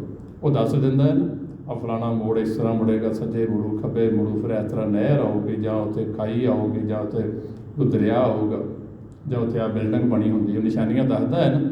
ਅਤੇ ਆਪਾਂ ਨਿਸ਼ਾਨੀਆਂ ਨੂੰ ਦੇਖੀ ਜਾਂਦੇ ਹਾਂ, ਉਹ ਰਾਹ 'ਤੇ ਤੁਰੇ ਜਾਂਦੇ, ਤਾਂ ਉੱਥੇ ਜਾ ਕੇ ਦੇਖ ਲਈਦਾ ਕਿ ਹਾਂ ਆਹ ਨਿਸ਼ਾਨੀਆਂ ਦੱਸੀਆਂ ਸੀ ਗੁਰਮੁਖਾਂ ਨੇ, ਆਪਾਂ ਇਸ ਸ਼ਹਿਰ 'ਚ ਆ ਗਏ। ਇਵੇਂ 40 ਦੇ 40 ਮਹਾਂਪੁਰਖ ਜਿਨ੍ਹਾਂ ਦੇ ਬਚਨ ਆਪਾਂ ਗੁਰਬਾਣੀ ਦੇ ਰੂਪ ਸੁਣ ਰਹੇ ਹਾਂ, ਉਹ ਸਾਨੂੰ ਨਿਸ਼ਾਨੀਆਂ ਦੱਸ ਰਹੇ ਨੇ ਦਰਗਾਹ ਦੀਆਂ, ਵੀ ਜਦੋਂ ਦਰਗਾਹ 'ਚ ਪ੍ਰਵੇਸ਼ ਕਰੋਗੇ ਉੱਥੇ ਤੁਹਾਨੂੰ ਕੀ ਮਹਿਸੂਸ ਹੋਏਗਾ, ਕੀ ਦਿਸੇਗਾ, ਕੀ ਸੁਣੇਗਾ। ਅਤੇ ਮਹਾਰਾਜ ਕਹਿੰਦੇ ਕਿ ਸਭ ਤੋਂ ਪਹਿਲਾਂ ਤੁਹਾਨੂੰ ਉੱਥੇ ਆਨੰਦ ਸ਼ਬਦ ਸੁਣਨਗੇ। ਦਿਸਣਾ ਨਹੀਂ ਕੁਝ, ਆਨੰਦ ਸ਼ਬਦ ਸੁਣਨਗੇ। ਮਾਇਆ ਜਿਤ ਕਰ ਜਾ ਵੀ ਗਏ ਤੇ ਜੀਵ ਦਿਆ ਮਰ ਮਾਰ, ਆਨੰਦ ਸ਼ਬਦ ਸੁਹਾਵਣੇ ਪਾਈਏ ਗੁਰ ਵਿਚਾਰ। ਕਹਿੰਦੇ ਸ਼ਬਦ 'ਤੇ ਵਿਚਾਰ ਕਰੋ, ਆਨੰਦ ਸ਼ਬਦਾਂ ਦਾ ਤੁਹਾਨੂੰ ਭੇਤ ਆ ਜਾਏਗਾ। ਉੱਥੇ ਆਨੰਦ ਸ਼ਬਦਾਂ ਨੂੰ ਸੁਣਨਗੇ, ਉਹ ਸੁਣਦੇ ਆ, ਦਿਖਾਈ ਨਹੀਂ ਦੇਣਾ ਕੁਝ। ਜਿਵੇਂ ਆਵਾਜ਼ ਸੁਣਦੀ ਹੁੰਦੀ ਨਾ, ਦਿਖਾਈ ਨਹੀਂ ਦਿੰਦੀ। ਇਹ ਨਿਸ਼ਾਨੀ ਦੱਸਦੇ ਮੇਰੇ ਮਹਾਰਾਜ ਕਿ ਜੇ ਤੁਸੀਂ ਇਹ ਆਨੰਦ ਸ਼ਬਦਾਂ ਤੱਕ ਪਹੁੰਚ ਗਏ, ਕਿਉਂਕਿ ਜਿਹੜੇ ਆਨੰਦ ਸ਼ਬਦ ਕਿੱਥੋਂ ਸੁਣਦੇ ਨੇ? ਸਾਨੂੰ ਸੁਣਨ ਦੇ ਵਿੱਚੋਂ, ਜੋ ਗੁਰਬਾਣੀ 'ਚ ਬੜਾ ਖੋਲ੍ਹ ਕੇ ਸਮਝਾਇਆ ਹੈ, ਪਰ ਅਸੀਂ ਸੁਣਦੇ ਹੀ ਨਹੀਂ ਪਏ। ਜੇ ਸੁਣ ਲੈਂਦੇ ਵਿਚਾਰਦੇ ਨਹੀਂ ਪਏ। ਸੁਖਮਣੀ, ਆਪਾਂ ਕੀ ਇੱਕ ਵਿਚਾਰ ਕਰਦੇ ਨੇ ਵੀ ਸੁਖਮਣੀ ਸਾਹਿਬ ਦਾ ਪਾਠ ਕਰੀਏ ਸੁੱਖ ਮਿਲਣਗੇ। ਇਹ ਬਚਨ ਵਿਚਾਰ ਗੁਰਮੁਖ ਆਮ ਕਰਦੇ ਨੇ, ਸੁਖਮਣੀ ਸਾਹਿਬ ਦਾ ਪਾਠ ਕਰੋ ਸੁੱਖ ਮਿਲਣਗੇ। ਤੇ ਹੋਰ ਬਾਣੀ ਪੜ੍ਹ ਕੇ ਸੁੱਖ ਨਹੀਂ ਮਿਲਦਾ, ਇਕੱਲੇ ਸੁਖਮਣੀ ਸਾਹਿਬ 'ਚ ਹੀ ਸੁੱਖ ਮਿਲਦਾ। ਇਹ ਸੱਚੀ ਗੱਲ ਹੈ, ਵਿਚਾਰਨ ਦਾ ਵਿਸ਼ਾ ਹੈ। ਠੀਕ ਹੈ, ਮਹਾਰਾਜ ਨੇ ਗੁਰਬਾਣੀ ਦੇ ਸਿਰਲੇਖ ਲਿਖੇ ਨੇ, ਉਹਦੇ ਕੁਝ ਕਾਰਨ ਨੇ। ਸੁਖਮਣੀ ਸਾਹਿਬ ਦੇ ਵਿੱਚ ਵਿਛੋੜੇ ਤੋਂ ਮਿਲਾਪ ਦੀ ਸਾਰੀ ਕਹਾਣੀ ਬਿਆਨ ਕੀਤੀ। ਉਵੇਂ ਆਨੰਦ ਸਾਹਿਬ 'ਚ, ਉਵੇਂ ਜਪ ਸਾਹਿਬ 'ਚ। ਆਪਾਂ ਤਾਂ ਜਪ ਜੀ ਕਹਿ ਦਿੰਦੇ ਹਾਂ, ਸ਼ਬਦ ਹੈ ਜਪ। ਮਹਾਰਾਜ ਦੇ ਦਰਸ਼ਨ ਕਰੋ, ਜਪ ਬਾਣੀ, ਜਪ ਸਾਹਿਬ, ਜਾਪ ਸਾਹਿਬ, ਜਾਪ ਸਾਹਿਬ, 10ਵੇਂ ਪਾਤਸ਼ਾਹ ਦੀ ਬਾਣੀ। ਸੋ ਇਹ ਸਾਰੀ ਬਾਣੀ 'ਚ ਭੇਦ ਖੋਲ੍ਹ ਕੇ ਦਿੱਤਾ ਹੈ। ਅਤੇ ਸੁਖਮਣੀ ਸਾਹਿਬ 'ਚ ਕੁਛ ਆਪਦੇ ਤਰੀਕੇ ਨਾਲ ਪੰਜਵੇਂ ਪਾਤਸ਼ਾਹ ਨੇ ਜੋ ਉਹਨਾਂ ਨੇ ਪ੍ਰੈਕਟੀਕਲ ਕੀਤਾ, ਵਿਛੋੜੇ ਤੋਂ ਸੱਚ ਤੱਕ ਜਾ ਕੇ ਮਿਲੇ, ਉਹ ਕਹਾਣੀ ਬਿਆਨ ਕੀਤੀ। ਫਿਰ ਉਹਦੇ 'ਚ ਕੁਝ ਹੋਰ ਖੇਲ ਪ੍ਰਗਟ ਕੀਤਾ, ਮਨ ਦੀਆਂ ਅਵਸਥਾਵਾਂ ਦੱਸੀਆਂ ਬੜੀਆਂ ਖੋਲ੍ਹ ਕੇ।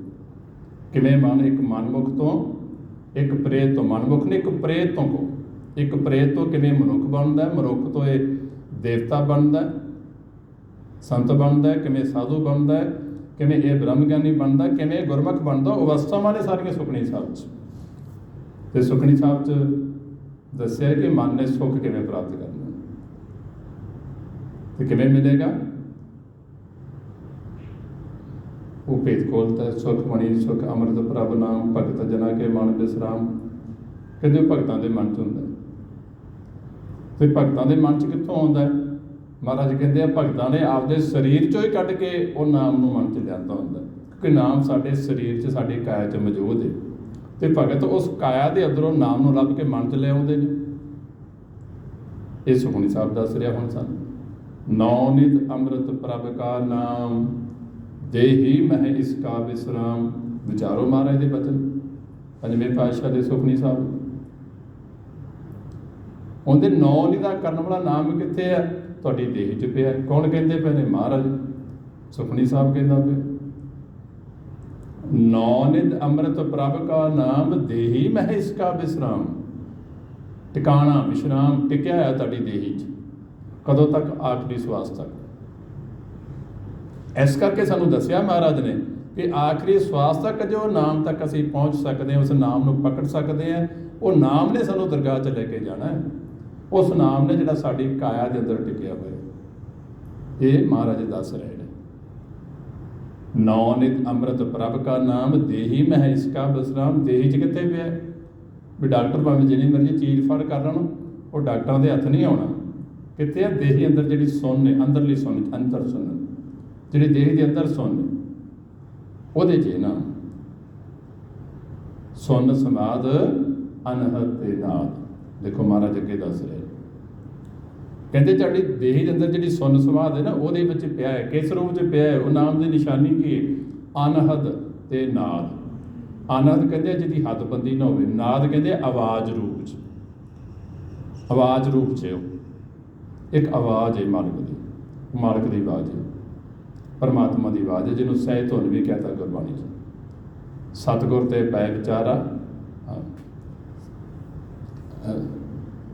ਤੇਰਾ ਮੁਖ ਸੁਹਾਵਾ ਜੀਓ, ਸਹਿ ਧੁਨ ਬਾਣੀ। ਉਹ ਧੁਨ, ਉਹ ਬਾਣੀ ਜੋ ਉਹਦੇ ਮੁਖ 'ਚੋਂ ਨਿਕਲੀ, ਮਾਲਕ ਦੇ ਮੁਖ 'ਚੋਂ। ਗੁਰਬਾਣੀ ਗੁਰੂ ਸਾਹਿਬਾਂ ਦੇ ਮੁਖ 'ਚੋਂ ਨਿਕਲੀ ਹੈ, ਗੁਰਬਾਣੀ ਗੁਰੂ ਸਾਹਿਬਾਂ ਦੇ ਮੁਖ 'ਚੋਂ ਉਚਰੀ ਹੈ। ਤੇ ਇਹ ਗੁਰਬਾਣੀ ਜੋ ਗੁਰੂ ਸਾਹਿਬਾਂ ਦੇ ਮੁਖ 'ਚੋਂ ਉਚਰੀ, ਉਸ ਨਾਮ ਦੀ ਗੱਲ ਕਰ ਰਹੀ, ਉਸ ਨਾਮ ਦੀ ਉਸਤਤ ਕਰ ਰਹੀ, ਉਸ ਨਾਮ ਦਾ ਸਾਨੂੰ ਭੇਦ ਦੇ ਰਹੀ, ਜਿਹੜਾ ਸਾਡੀ ਦੇਹ 'ਚ ਪਿਆ। ਵੀ ਤੁਹਾਡੀ ਦੇਹ 'ਚ ਕਿ ਉਹ ਨਾਮ ਕਿਸ ਤਰ੍ਹਾਂ ਦਾ ਤੇ ਪਿਆ ਕਿੱਥੇ ਹੈ? ਸੁਨ ਸਮਾਦ ਅਨਹਦ ਤੇ ਨਾਦ, ਕਹਿ ਨਾ ਜਾਈ ਅਚਰਜ ਵਿਸਮਾਦ। ਮਹਾਰਾਜ ਕਹਿੰਦੇ ਜਦੋਂ ਸੁਣੋਗੇ ਨਾ, ਉਹਦਾ ਜਿਹੜਾ ਆਨੰਦ ਹੈ ਕਹਿਣ ਵਿੱਚ ਨਹੀਂ, ਬਿਆਨ ਕਰਨ ਵਿੱਚ ਨਹੀਂ ਹੈਗਾ। ਉਹ ਬਿਆਨ ਕੀਤਾ ਹੀ ਨਹੀਂ ਜਾ ਸਕਦਾ। ਉਹ ਇਹੋ ਜਿਹਾ ਉਹਦਾ ਆਨੰਦ ਜੇ, ਇਹੋ ਜਿਹਾ ਦਾ ਵਿਸਮਾਦ ਹੈ, ਉਹ ਬਿਆਨ ਨਹੀਂ ਕੀਤਾ ਜਾ ਸਕਦਾ। ਕਿਵੇਂ? ਜਿਵੇਂ ਗੁੜ ਖਾ ਕੇ ਗੁੜ ਦੇ ਮਿੱਠੇ ਬਾਰੇ ਕੋਈ ਬਿਆਨ ਕਰਨਾ ਚਾਹੇ ਤਾਂ ਕਰ ਲਏਗਾ। ਖੰਡ ਖਾ ਕੇ ਖੰਡ ਕਿੰਨੀ ਕੁ ਮਿੱਠੀ ਕੋਈ ਦੱਸੇ, ਕਿਸੇ ਨੂੰ ਦੱਸ ਲਏਗਾ।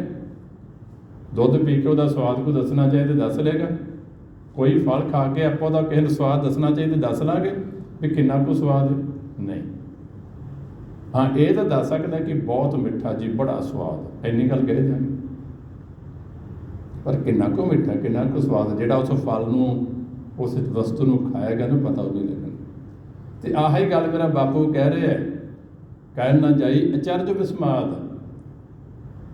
ਉਹਦਾ ਆਨੰਦ ਜਿਹੜਾ ਹੈ ਉਹ ਨਾ ਕਿਹਾ ਜਾ ਸਕਦਾ, ਨਾ ਉਹ ਦੱਸਿਆ ਜਾ ਸਕਦਾ, ਉਹ ਮਾਣਿਆ ਜਾ ਸਕਦਾ।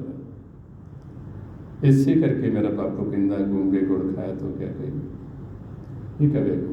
ਇਹ ਗੂੰਗੇ ਦੇ ਗੁੜ ਖਾਣ ਵਾਲੀ ਕਹਾਣੀ ਜੇ ਇੰਨੇ ਕੁ ਬਿਆਨ ਕਰ ਸਕਦਾ। ਇਸ਼ਾਰੇ ਫਰੀਦਾ ਸ਼ੱਕਰ ਖੰਡ ਨਵਾਤ ਗੁੜ,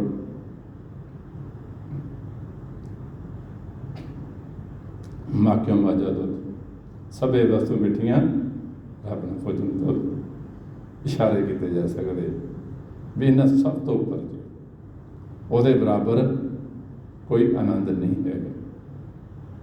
ਬਸ ਇਸ਼ਾਰੇ ਉਹ ਸਮਝਣੇ ਪੈਂਦੇ, ਤੇ ਸਮਝਾਂਗੇ ਤਾਂ ਜਿਨ੍ਹਾਂ ਨੇ ਇਸ਼ਾਰੇ ਕੀਤੇ ਉਹਦੇ ਕੋਲ 2 ਘੜੀਆਂ ਬੈਠ ਕੇ ਉਹਦੇ ਬਚਨ ਸੁਣਾਂਗੇ ਤਾਂ ਸਮਝ ਪੈਣੀ। ਫਿਰ ਸੁਣਨ ਤੋਂ ਬਾਅਦ ਤੁਰਨਾ ਪੈਣਾ, ਪ੍ਰੈਕਟੀਕਲ ਕਰਨਾ, ਇਹ ਤਾਂ ਸਮਝ ਪੈਣੇ ਆ। ਇਸੇ ਕਰਕੇ ਮੇਰਾ ਬਾਪੂ ਕਹਿੰਦਾ, ਸਿਮਰੋ ਸਿਮਰ ਸਿਮਰ ਸੁਖ ਪਾਵੋ, ਕਾਲ ਕਲੇਸ਼ ਤਨ ਮਾਹਿ ਮਿਟਾਵੋ। ਉਹਦੇ ਵਿੱਚ ਇਸ ਜਨਮ ਮਰਨ ਦੇ ਕਾਲ ਕਲੇਸ਼ 'ਚੋਂ ਮੁਕਣਾ। ਕਾਲ ਕਲੇਸ਼ ਕਿਹਾ? ਜਨਮ ਮਰਨ, ਜਿਹੜਾ ਸਾਡੇ ਇਸ ਤਨ ਨੂੰ ਲੱਗਾ ਤੇ ਨਾਲ ਮਨ ਨੂੰ ਲੱਗਾ। ਮਾਰੇ ਕਹਿੰਦੇ ਜੇ ਇਹਦੇ ਤੋਂ ਨਿਕਲਣਾ ਭਾਈ ਫਿਰ ਸਿਮਰਨ ਕਰਨਾ ਪੈਣਾ ਜੇ, ਤੇ ਉਹਨਾਂ ਚਿਰ ਸਿਮਰਨ ਕਰੀ ਜਾਣਾ ਜਿੰਨਾ ਚਿਰ ਇਹ ਖਤਮ ਨਹੀਂ ਹੁੰਦਾ। ਕਿਉਂਕਿ ਬਹੁਤ ਸਾਰੇ ਜੀਵਾਂ ਦਾ ਫੁਰਨਾ ਹੁੰਦਾ ਜੀ, ਕਿੰਨਾ ਕੁ ਚਿਰ ਸਿਮਰਨ ਕਰੀਏ, ਕਿੰਨਾ ਕੁ ਚਿਰ ਗੁਰਬਾਣੀ ਪੜ੍ਹੀਏ। ਗੁਰਬਾਣੀ ਉਹਨਾਂ ਚਿਰ ਪੜ੍ਹੀ ਜਾਣੀ ਹੈ ਜਿੰਨਾ ਚਿਰ ਗੁਰਬਾਣੀ ਦਾ ਭੇਤ ਨਹੀਂ ਸਾਨੂੰ ਆਉਂਦਾ, ਤੇ ਸਿਮਰਨ ਉਹਨਾਂ ਚਿਰ ਕਰੀ ਜਾਣਾ ਜਿੰਨਾ ਚਿਰ ਅਸੀਂ ਦਰਗਾਹ 'ਚ ਨਹੀਂ ਪਹੁੰਚਦੇ, ਉਹਨਾਂ ਚਿਰ ਕਰਨਾ ਪੈਂਦਾ। ਜਿਵੇਂ ਆਪਾਂ ਕਿਸੇ ਮੰਜ਼ਿਲ 'ਤੇ ਜਾਣਾ ਹੈ ਨਾ, ਤੇ ਗੱਡੀ ਕਹਿ ਲਓ, ਸਾਈਕਲ ਕਹਿ ਲਓ, ਮੋਟਰਸਾਈਕਲ ਕਹਿ ਲਓ, ਘੋੜਾ ਕਹਿ ਲਓ, ਜਾਂ ਜਿਸ ਸਾਧਨ 'ਤੇ ਜਾ ਰਹੇ, ਉਹਨਾਂ ਚਿਰ ਉਸ ਸਾਧਨ ਦੀ ਵਰਤੋਂ ਕਰਨੀ ਪੈਣੀ ਲਗਾਤਾਰ, ਬਿਨਾਂ ਰੁਕਿਆ। ਰੁਕਣਾ ਘੱਟ ਤੇ ਤੁਰਨਾ ਜ਼ਿਆਦਾ। जिन्ना चिर मंजिल ते नहीं पहुँचते। खास कर उदों जो ये ना पता भी समा कितना होए, भी कदों ये कहानी खत्म हो जानी, उदों तो होर ध्यान ज़्यादा करना पैंदा। उदों तो रस्ते विच आराम भी छड्डना पैंदा जदों एमरजेंसी हो। ਇਹੋ ਮਹਾਰਾਜ ਕਹਿੰਦੇ ਆ ਕਿ ਇਹ ਇੱਕਦਮ ਦਾ ਤੋ ਆਦਮੀ ਹਮ ਆਦਮੀ ਹੈ ਇੱਕਦਮ ਹੀ ਮੌਲਤ ਮਹਤ ਨਾ ਜਾਣਾ ਨਾਨਕ ਬਿਨ ਮੈਂ ਤਿਸੇ ਸਿਰੇ ਹੋ ਜਾਂ ਕੇ ਜੀ ਪ੍ਰਾਣਾ। ਇੱਕ ਸਵਾਦ ਦਾ ਤੋ ਆਦਮੀ ਹੈ, ਅਗਲਾ ਪਤਾ ਨਹੀਂ ਆਉਣਾ ਕਿਉਂ। ਇਹ ਵੇਖ ਲਾ ਮੰਜ਼ਿਲ ਤੇਰੀ ਬਹੁਤ ਦੂਰ ਹੈ, ਬਹੁਤ ਲੰਬੀ। ਹੂੰ ਆਇਆ ਦੂਰੋਂ ਚੱਲ ਕੇ ਮੈਂ ਤੱਕੀ ਤਾਂ ਸੁਣਨ 'ਚ ਬਹੁਤ ਲੰਬੀ ਤੇ ਦੂਰ ਵੀ ਨਹੀਂ ਹੈਗੀ। दूसरे पासे भी नोट कर ले, क्योंकि साढ़े सामने है, साढ़े अंदर बैठे। दूर उन्ना चेहरे जिन्ना चिर आपां हुक्म तो वाकी है भाव सिमरन नहीं करते पे। सो ये कोशिश करिए। इसे करके महाराज सानू स्पैशल बार बार समझाते हैं। सवेर की बाणी च समझाया, शाम ਨੂੰ ਬਾਰਾ ਸਾਹਿਬ सुनते हैं, 16 ਸਾਹਿਬ ਉਹਦੇ 'ਚ भी समझाता कि समा निकलता जाता ही उद घटे दिन सरैना रे मन गुर मिल काज सवार। कोई भेत नहीं कि रहरा साहब तो सानू समझाया है कि तू कहना से कमा बना नहीं सकता। काम कर ले ना, हम सवेर दे सारे कर ले, खेती कर ली, नौकरी कर ली, दिहाड़ी कर ली, व्यापार कर ले, कहते हुण तो सिमरन कर ला। ਉਹ हुण ही कर ला। पर असी मेरे वर्गे फटाफट मैं तो जी 15-20 मिनटां बस अरदास करके भोग पा देना, मगरों टीवी का स्विच ऑन किया, जब मोबाइल फड़ लेने उधर लग पीने। वो भले होवे गल नहीं जे बनी। वह समझाया महाराज ने, ये नहीं भी रहरा साहब का पाठ पढ़ लिया, 16 साहब का पाठ पढ़ लिया तो मेरा नितनेम हो गया। ये भुलेखा ना पा लगे, अजे नितनेम तो उत्थों शुरू होंदा शाम तो उस तो बाद सिमरन करते सौना होंदा। ये दसिया रहरा साहब 16 साल च भी छेती कर मिल ला उन्होंने, पता नहीं सवेरे उठना कि नहीं उठना तो किवें मिलना। रहरा साहब सानू दसता समझाता है, अंतर गुर आराधना जिहवा जप गुर नाओ, नेत्री सतगुर पेखना, सरवनी सुनना गुर नाओ, सतगुर से ती रत्या दरगे पैगे ठाओ। सो आओ देखो इन्ना सौखा तरीका मेरे महाराज ने सानू दसता है। ये तो सौखा नहीं जे मिलना, चाहे कोई अनपढ़ है चाहे कोई पढ़िया, जो पुरानी गोबिंद ते आवे, पढ़िया न पढ़िया परमगत पावे। सिर्फ आचार करने, अंदर श्वास गया वाह बोल के सुन लेना, बाहर आया गुरु बोल के सुन लेना। वेले हाँ तो नेत्र बंद करके सिमरन करी जाना, जिन्ना चिर वेले बैठे हैं, दिन होवे रात होवे दोपहर होवे शाम। तो जो काम ते हैं, किसी ड्यूटी ते हैं चाहे निगरानी ते बैठे हैं, उदों नेत्र खुले रखने हैं। पर तरीका इहो ही चलना है, ये तरीका नहीं बदलना। अंदर श्वास गया वाहे बोल के सुन लिया, बाहर आए गुरु बोल के सुन लिया, ये असीं जारी रखना। सो आओ थोड़ा अभ्यास करके फिर समाप्ति करते हैं। बड़े प्रेम दे विच लोक लज्जा नूं छड्ड के एक ख्याल रखना है, जे असीं संग शर्म ना लाई सिमरन वास्ते फिर सिमरन नहीं होना। लाज मरे जो नाम न लेवे, नाम भी हुन सुखे कर सोवे। हर का सिम निशाल के परमगत चाहे, मूल बिन शाखा कथा है। जे जड़ नहीं बीजी पौधा नहीं फुटता, तो आ जो आप सिमरन करना है जड़ बीज रहे हैं। सो आओ करो शुरू। वाहिगुरू उच्ची पूरा वाहिगुरू